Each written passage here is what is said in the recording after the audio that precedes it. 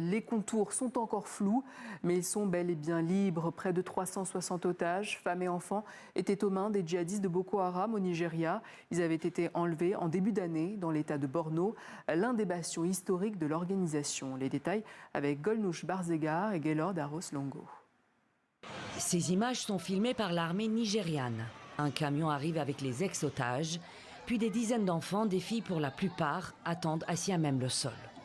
360 personnes ont été libérées samedi dans l'état de Borno, dans le nord-est du Nigeria.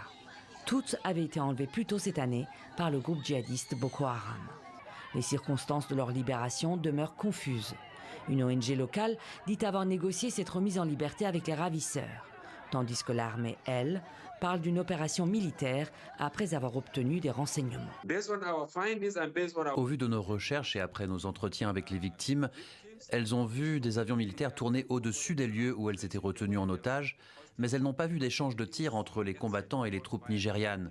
Tout ce qu'elles savent, c'est que les ravisseurs leur ont demandé de partir et leur ont montré le chemin.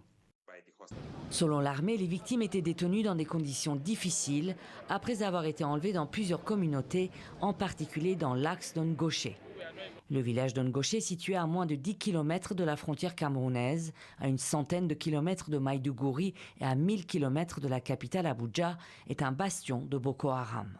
Les enlèvements de masse avec des libérations contre rançon y sont régulièrement pratiqués par les islamistes.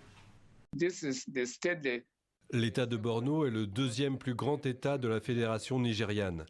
On a beaucoup de zones désertiques, beaucoup de zones sans présence gouvernementale, où les ravisseurs peuvent se déplacer pendant de longues périodes et ils connaissent le terrain.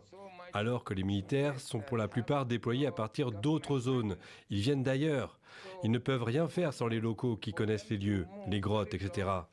Selon un rapport du cabinet de conseil SBM Intelligence, plus d'1,5 million de dollars de rançon ont été versés en un an entre l'été 2024 et l'été 2025 à divers groupes armés, djihadistes, séparatistes ou simples bandits.